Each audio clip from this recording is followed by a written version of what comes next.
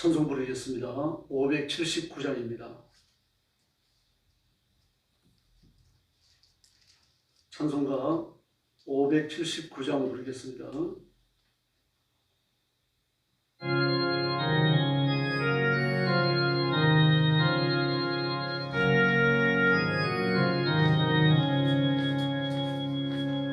오늘의 넓은 사랑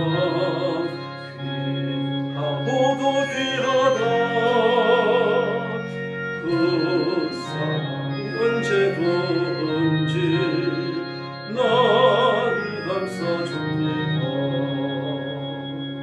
내가 올 때 어머니는 주께 기도드리고 내가 기뻐 웃을 때에 찬송 부르십니다. 아침 저녁 일모시고 이의 성경지 손때 남은 구절마다 모습 본듯합니다. 믿는 자는 누구든지 영생함을 얻으리.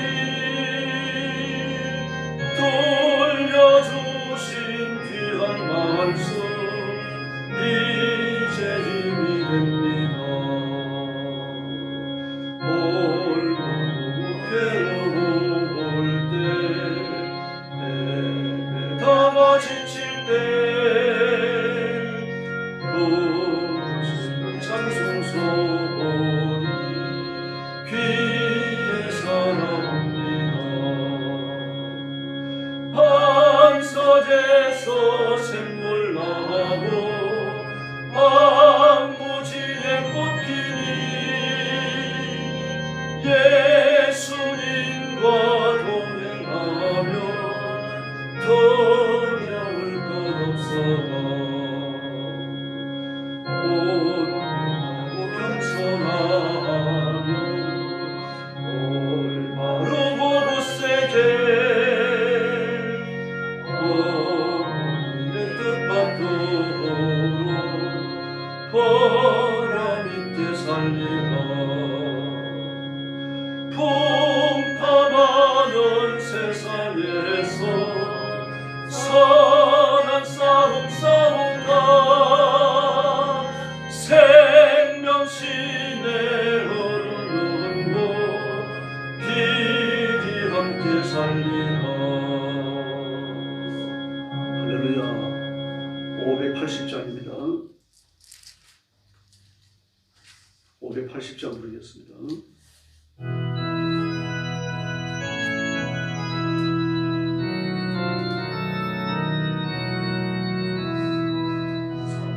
천리반도 건설강산 하나님 주신 동산. 삼천리반도 건설강산 하나님 주신 동산. 이 동산에 할 일마다 사방의 일꾼을 부른 오직 나를 하려고 그 누가 대답을 할까.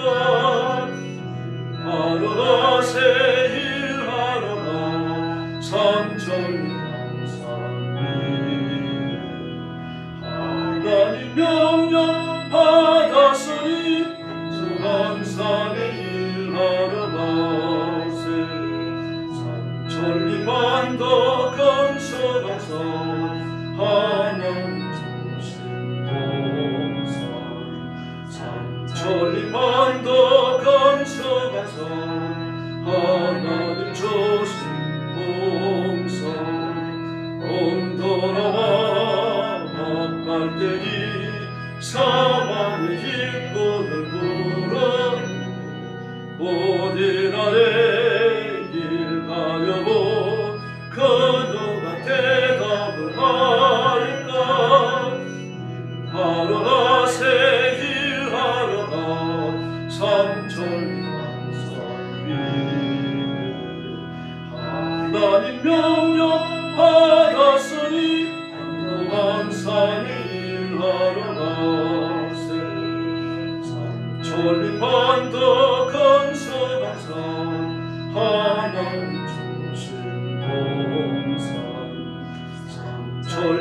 강도 감사감사 하나님 조신 공사 곡식이고 먹을 때니 사방의 일꾼을 부르니 곧 이날에 일 가려고 그 누가 대답을 할까 하루가 새일하러가 삼천리 산위에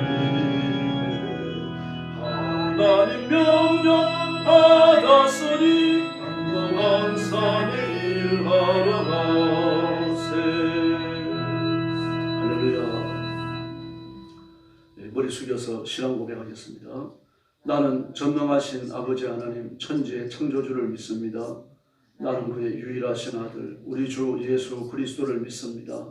그는 성령으로 잉태되어 동정녀 마리아에게서 나시고 본디오 빌라도에게 고난을 받아 십자가에 못 박혀 죽으시고 장사된 지 사흘 만에 죽은 자 가운데서 다시 살아나셨으며 하늘에 오르시어 전능하신 아버지 하나님 우편에 앉아 계시다가 거기로부터 살아있는 자와 죽은 자를 심판하러 오십니다. 나는 성령을 믿으며 거룩한 공교회와 성도의 교제와 죄를 용서받는 것과 몸의 부활과 영생을 믿습니다. 아멘. 우리 아버지 감사합니다. 저희를 죽음과 저주와 지옥의 형벌에서 구원해 주시고 하나님의 영생하는 복을 얻어 하나님의 자녀로 하나님의 백성으로 또 하나님의 종으로 일하게 하시니 감사합니다. 오늘 아침도 엎드려서 구원의 하나님 앞에 영광을 돌립니다. 머리에 숙인 성도들, 영상으로 예배하는 성도들 다 기억해 주시고 하나님께서 오늘 아침도 하늘문을 활짝 여시고 보좌의 복을 더하여 주시옵소서. 특별히 온 세계에서 고통당하는 전쟁터에서 힘겹게 온 헌신의 힘을 쏟아 복음 전하는 선교사님들과 주의 신실한 종들과 성도들 그 가정들을 지켜주시고 땀 흘리며 하는 모든 수고와 아름다운 결실을 맺도록 주께서 복을 내려 주시옵소서. 오늘 아침도 저희들이 말씀을 나눕니다. 성령께서 뜨겁게 역사해 주시기를 원하옵고 예수님의 이름으로 간절히 기도 올리옵나이다. 아멘. 하나님 말씀 봉독하겠습니다. 시편 138편입니다. 1절 말씀부터 제가 먼저 봉독하겠습니다. 내가 전심으로 주께 감사하며 신들 앞에서 주께 찬송하리이다. 내가 주의 성전을 향하여 예배하며 주의 인자하심과 성실하심으로 말미암아 주의 이름에 감사하오리니 이는 주께서 주의 말씀을 주의 모든 이름보다 높게 하셨습니다. 내가 간구하는 날에 주께서 응답하시고 내 영혼에 힘을 주어 나를 강하게 하셨나이다. 여호와여 세상의 모든 왕들이 주께 감사할 것은 그들의 주의 입의 말씀을 들으리오며 그들이 여호와의 주를 노래할 것은 여호와의 영광이 크심이니이다. 여호와께서는 높이 계셔도 낮은 자를 두고 살펴오시며 멀리서도 교만한 자를 아심입니다. 내가 환난 중에 다닐지라도 주께서 나를 살아나게 하시고 주의 손을 펴사 내 원수들의 분노를 막으시며 주의 오른손이 나를 구원하시리이다. 마지막 절 같이 봅니다. 여호와께서 나를 위하여 보상해 주시리이다. 여호와여 주의 인자하심이 영원하오니 주의 손으로 지으신 것을 버리지 마옵소서. 아멘. 승리를 주시는 하나님에 대해서 노래하고 있습니다. 시 138편부터 145편까지는 표제에서 다윗의 시로 밝히고 있습니다. 시 138편은 특별히 전쟁에서 승리하고 나서 하나님 앞에 드리던 찬양입니다. 고대 왕국에서 왕은 신의 현현입니다. 신이 인간의 몸을 입고 이 땅에 왔으면 그 왕이고 또 왕은 죽은 후에 신으로 돌아간다라고 생각을 했습니다. 그러므로 전쟁에서의 승리는 왕이 누리는 왕의 것입니다. 비록 왕이 전쟁터에 나가지 않았다고 하더라도 그 전쟁의 승리는 왕의 승리가 되는 거죠. 왕이 있으므로 전쟁에서 승리했다. 그렇게 생각합니다. 그런 시대에 전쟁에서 승리하고 다윗이 이 승리는 내 것이 아니라 하나님의 것입니다. 그런 고백을 하고 있는 겁니다. 그러므로 우리가 예수 믿고 하나님의 자녀가 되고 하나님 말씀 앞에 순복하면 누가 가르치지 않더라도 개혁적인 삶을 살게 되어 있습니다. 모든 영광을 하나님 앞에 돌리니까요. 모든 소유가 하나님의 것이라고 고백하거든요. 내가 땀 흘려 일했지만 내가 번 돈을 이게 내 것이다, 내가 벌었다 이렇게 생각하지 않습니다. 하나님이 주신 것이라고 생각하는 거죠.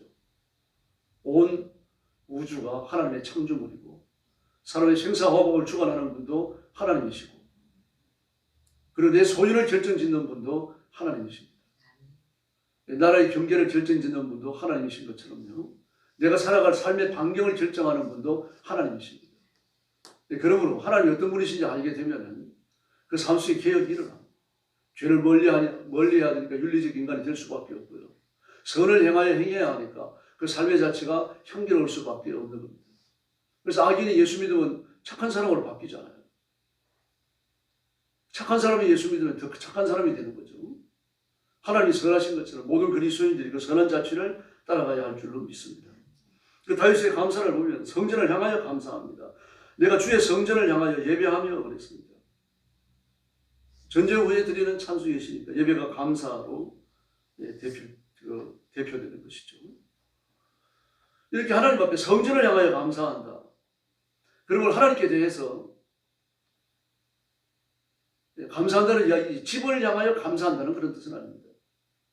그 집에 하나님이 계시니까 하나님의 임재가 거기 있으니까 그 집을 향하여 찬양을 드리고 예배하고 감사하는 거죠. 이스라엘 백성들은 예루살렘 성전이 있는 곳을 향하여 무릎을 꿇고 기도했습니다. 전통적인 그 무속신앙, 자연주의 종교에서 새벽 지성을 드릴 때는 동쪽을 향하여 하죠. 동쪽이 상스러운 곳이기 때문입니다. 태양이 뜨는 곳이죠. 그 동쪽을 향하여 지성을 드렸어요. 그러나 우리는 하나님을 향하여 기도하고 신앙을 고백하고 예배를 드리는 겁니다. 하나님 우리 삶의 주인이시고 내 삶을 주관하는 분이시기 때문입니다. 그래서 한 국가의 왕으로서 온 백성들을 이끌고 하나님 앞에 엎드리는 것과 똑같은 것입니다. 왕의 굴복은요. 백성들의 굴복이라는 그런 뜻입니다. 그리고 하나님 앞에 감사하는 다윗의 태도를 보면 전심으로 하고 있습니다. 전심으로. 내가 전심으로 온 마음을 다 쏟았다는 이야기죠. 마음이 나누어지지 않았다는 이야기입니다. 마음이 나누어졌다는 것은 부정하다는 뜻입니다. 마음을 한 세트 전체, 마음 전체 100%를 다 하나님 앞에 바쳐서 감사해야 되는 겁니다. 예배 드릴 때도 마찬가지입니다. 몸이 좀 불편하더라도 우리의 마음이 나누어져서는 안 됩니다. 온 마음이 다 하나님을 향하고 있어야 하는 거죠. 그래서 불편한 마음을 가지고 하나님 앞에 나왔다면 불편한 마음을 정돈해야 됩니다. 예배 전에요. 하나님 앞에 정돈하고 그리고 마음을 깨끗이 하고 온전히 하고 하나로 모은 다음에 그 다음에 예배가 시작돼야 합니다. 이게 예배 전에 나와서 하나님 앞에 찬송하고 기도해야 되는 중요한 이유입니다. 준비 없는 예배를 드린다라고 하는 것은 혼란스러운 마음으로 나누어진 마음으로 예배한다는 뜻이죠. 그래서 현상 유지를 위해서 남의 이목 때문에 드리는 예배가 아닙니다. 두랩돌을 하나님 앞에 바쳤던 그 과부를 보면 그 얼마나 절박한 상황입니까? 그 마지막 돈이거든요. 두랩돌이면 한 데나리온도 안 되는 작은 돈이에요. 요즘 화폐가치로 따지자고 하면 3원, 4원 이 정도에 해당되는 적은 돈입니다. 그러나 그 당시는 그 정도만 가치를 지니는 건 아니죠. 그런데 그걸 하나님 앞에 바칠 때 심정이 어떻게 했습니까? 온 마음이 모아질 수밖에 없는 거죠. 그래서 예수님께서 본 게 뭡니까? 과부의 마음입니다. 동전 2개를 보신 게 아니죠. 이렇게 우리가 온 마음을 다해서 하나님을 섬기고 하나님 앞에 엎드려야 할 줄로 믿습니다. 그 다음에 또 뭐라고 말합니까? 신들 앞에서 그랬습니다. 신들 앞에서. 그 많은 신들이 있잖아요. 그 많은 신들 앞에서 하나님을 섬긴다. 이 말씀은 신을 신으로 여기지 않는다는 이야기입니다. 보란듯이. 이 신을 모욕하는 말이에요. 저 잡신들은 쓰레기 같은 것들인데 오직 진정한 신은 여호와 하나님밖에 없어서 하나님 앞에 경배를 드립니다. 그런 뜻입니다. 신을 모욕하는 말이에요. 창세기에 보면 니므롯을 소개하면서 니므롯은 여호와 앞에 특이한 사냥꾼이라고 했죠. 여호와 앞에. 하나님을 대적한다는 이야기예요. 결국은 니므롯이 주도해가지고 바벨탑을 쌓으면서 하나님을 대적하잖아요. 그런 특이한 사냥꾼이었는데 그 당시에는 짐승들이 성했으니까요. 뭐 사람들이 짐승들이 잡아먹힐 수도 있는 것이고 공격을 받기도 하는 것이고 뭐 짐승을 키우든지 들에 나가 일을 하든지 짐승이 큰 반일거리였죠. 그런 시대에 아주 그 강력한 강력을 가지고서 짐승을 잡아제끼니까요. 왕으로 추앙이 되는 거죠. 신으로 떠받들림을 받는 겁니다. 그런 니무롯을 향하여 여호와 앞에서 교만하고 고발하는 말입니다. 그런데 다윗은 어떻습니까? 신들 앞에서 주께 찬송을 드린다. 하나님 외에는 신들이 없다는 이야기죠. 이렇게 우리는 온 마음을 모아서 하나님을 경배해야 할 줄로 믿습니다. 근데 또 뭐라고 말합니까? 하나님 앞에 예배한다고 말했죠. 또 감사한다고 말합니다. 성전을 향하여 예배하며 주의 이름에 감사하오니 예배와 감사. 개역 성경에 보면 경배라고 되어 있습니다. 개역 개정으로 예배라고 바뀌었는데요. 히브리 성경은 경배입니다. 경배. 얼굴을 땅에 대고 엎드리는 거예요. 나는 전쟁에서 승리해가지고 백성들 앞에 내가 떠받들림을 받고 내가 숭상을 받지만 나는 하나님을 숭상하고 하나님만을 높입니다. 그럼 나 하나님의 종입니다. 그러면서 얼굴을 땅에 대고 엎드려서 찬양을 드리고 하나님 앞에 영광을 돌리는 겁니다. 예배는 좀 의미가 약해요. 예배는 의식을 말하죠. 경배는 의식이 아니라 몸 제스처입니다. 몸 상태에 대한 표현이에요. 그러므로 다윗이 전쟁터에서 돌아온 다음에 그런 오만하고 교만하고 백성들의 환호성 속에서 말입니다. 막 그들먹거리고 그러지 않았습니다. 하나님 앞에 납작 엎드려서 하나님이 큰 승리를 주셨으니 감사합니다. 그러면서 감격해하고 있습니다. 다윗이 하나님을 어떤 심정으로 섬겼는지 알 수가 있습니다. 바로 이와 같이 하나님 앞에 다윗이 감사하는 이유는 2절에 나오죠. 주의 이름에 감사하는데 그 이유는 주께서 주의 말씀을 주의 모든 이름보다 높게 하셨습니다. 주의 모든 이름보다 말씀을 높게 하셨다. 그 말씀의 권위가 더 높고 주의 이름의 권위는 낮은 겁니다. 그건 아니죠. 말씀을 앞세우셨다는 얘기입니다. 말씀이 신성을 이야기하는 겁니다. 말씀대로 된다는 뜻입니다. 주의 이름보다 주의 말씀을 앞세우셨다. 주님이 직접 나오시는 게 아니라 말씀을 통하여 일하신다는 그런 뜻입니다. 그래서 바울은 하나님의 말씀을 의인화하잖아요. 밀레도에서 에베소 교회 장로님들을 불러가지고 주의 말씀께 부탁하오니 이렇게 말합니다. 하나님의 말씀이 단순히 우리 앞에 빛만 비추는 게 아니라는 얘기입니다. 우리의 삶을 좌지우지하시는 분입니다. 말씀은 성령님의 검입니다. 성령님의 손에 들고 휘두르시는 검이라는 말입니다. 그 말씀을 주의 이름보다 앞세운다. 하나님 자신보다 앞서가게 하셨다라는 그런 뜻입니다. 우선한다는 이야기입니다. 높다는 이야기를 높고 낮다고 하는 이 위계 질서, 서열에 관한 이야기가 아니라 앞선다는 그런 뜻입니다. 우리가 말씀을 읽어야 할 이유가 여기 있습니다. 다윗도 하나님의 말씀에 대한 깊은 지식을 가지고 있었죠. 그러므로 말씀이 단절되면 비극이 일어나는 겁니다. 하나님의 식탁이 완전히 단절되어버린 사울 왕을 보십시오. 우림으로도 둠밈으로도 제사로도 무엇으로도 응답지 않습니다. 그래 자기가 명령을 내려가지고 무당들을 다 죽이라 그랬는데 그 죽지 않고 살아남아있던 엔돌의 무당을 찾아가잖아요. 얼마나 비참합니까? 말씀을 무시하고 직감과 체험을 중시하면 필연적으로 반드시 망합니다. 이단에 빠지든지. 그러므로 말씀을 기록된 대로 믿어야 됩니다. 말씀을 변조하면 안 됩니다. 뭐 지금도 말씀의 변조가 수시로 일어나고 있고 앞으로 더해질 겁니다.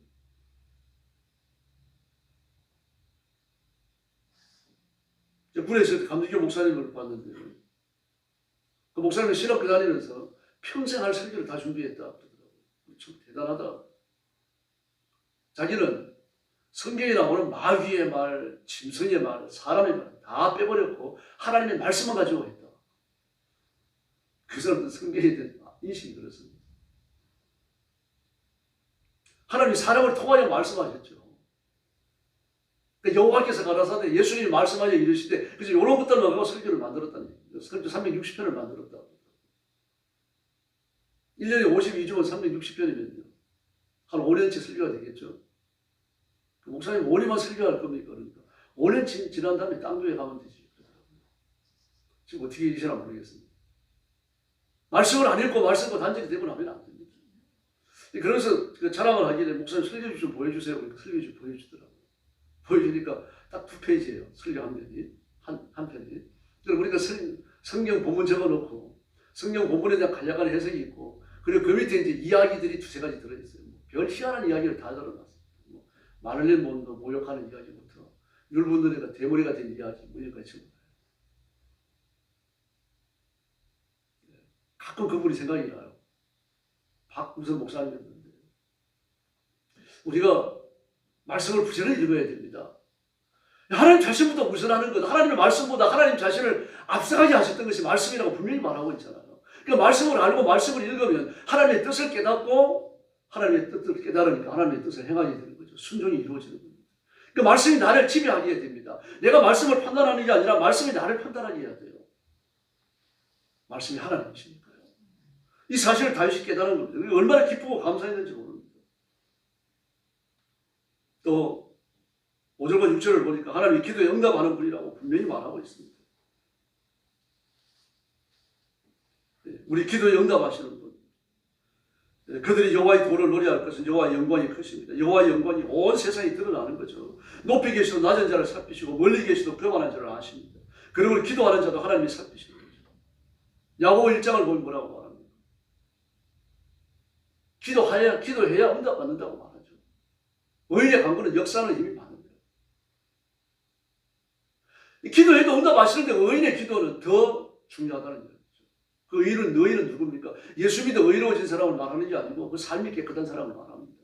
다윗도 시 17편에서 하나님 부정하지 않은 더럽지 않은 깨끗한 내 입술의 기도를 들어주십시오. 그렇게 말합니다. 다윗이 그 사실을 알기 때문에 하나님 앞에 이렇게 이야기하는 겁니다. 주의 손을 펴사 내 원수의 분노를 막으시고 언제 이런 일이 일어납니까? 기도할 때. 하나님은 우리를 살피시고 우리의 기도를 기다리고 계십니다. 기도 응답이 없는 것은 기도하지 않기 때문이고 또 정력으로 잘못 구했기 때문입니다. 허슨 테일러가 중국 선교를 시작한 지 7년 후에 병이 심해가지고 영국으로 들어갑니다. 영국으로 들어가가지고 하나님 앞에 그때 중국 인구가 4억이었습니다. 4억 중국인들을 복음화할 수 있도록 하나님 복을 내려주십시오. 그래가지고 중국 내지 선교를 조직합니다. 그때 중국에 12개의 성이 있었습니다. 지금은 성이 12개까지 안 되죠. 12개 더 되나요? 12개의 성이 있었는데 한 성에 2명씩의 후원자들을 조직했고 24명의 후원자들을 조직합니다. 그리고 한 후원자가 한 선교사님을 후원하도록 만들어갖고 24명의 선교사님을 파송합니다. 그 후에 이 선교가 얼마나 커지는가 하면 1000명의 선교사를 충분히 파송을 해요. 그래서 아편 전쟁 때 전부 다 귀국하고 보험이 끊겨버리고 하는데요. 그런 전쟁 때 살아남았어야 되는데 그때 선교사님들이 좀 심약했던 것 같아요.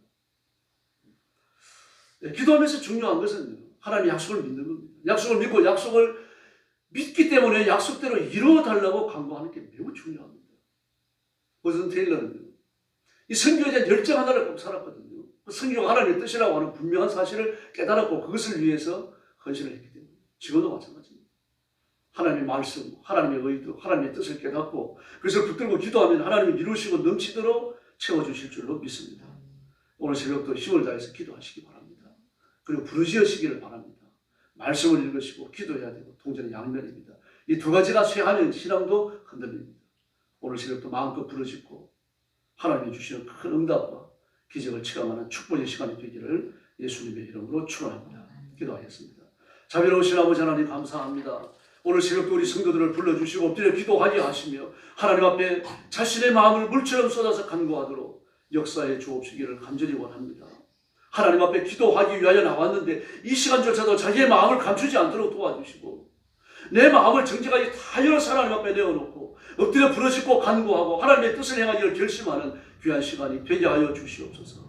자신의 죄를 발견하고 성결해지고 그리스도의 보혈로 다시 씻김을 받는 귀한 시간이 되게 하여 주옵시고 하나님의 은혜와 능력과 권능의 오른손으로 붙들림 받으어지고 주님의 손길에 이끌려 쓰임받도록 역사하여 주옵시기를 간절히 원합니다. 자비하신 하나님 아버지 은혜 주시고 능력으로 오른손으로 붙드셔서 하나님의 의를 행하도록 역사하여 주옵시기를 간절히 원합니다. 주의 말씀이 주의 권능이 주의 권세가 우리 성도들을 만져주시고 붙들어 주시고 은혜 위에 은혜를 더하여 주시옵소서. 가정에 복을 주시고 온 가족이 성령께 굴복하고 성령께 붙들림 받으어지고 성령께 쓰임받는 가족이 되게 하여 주옵소서. 오늘도 주님과 동행하고 승리의 노래를 부르며 하나님의 복을 받아 하나님께 영광 돌리는 귀한 날 되게 하여 주옵소서. 예수님의 이름으로 간절히 기도 올리옵나이다. 아멘. 주기도 드리겠습니다. 하늘에 계신 우리 아버지, 아버지의 이름을 거룩하게 하시며 아버지의 나라가 오게 하시며 아버지의 뜻이 하늘에서와 같이 땅에서도 이루어지게 하소서. 오늘 우리에게 일용할 양식을 주시고 우리가 우리에게 잘못한 사람을 용서하여 준 것 같이 우리 죄를 용서하여 주시고 우리를 시험에 빠지지 않게 하시고 악에서 구하소서. 나라와 권능과 영광이 영원히 아버지의 것입니다. 아멘. 합심 기도하겠습니다.